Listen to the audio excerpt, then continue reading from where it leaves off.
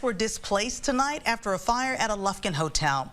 Around 8 o'clock tonight, Lufkin firefighters were called to the Comfort Suites on 1st Street. Fire officials say everyone was evacuated safely and no injuries were reported. Fire officials tell us the fire came from a single room. Crews were seen battling flames on the left side of the roof of the building, but right now an exact cause has not been determined. Several parts of the hotel have water damage. The guests are being relocated to other hotels nearby.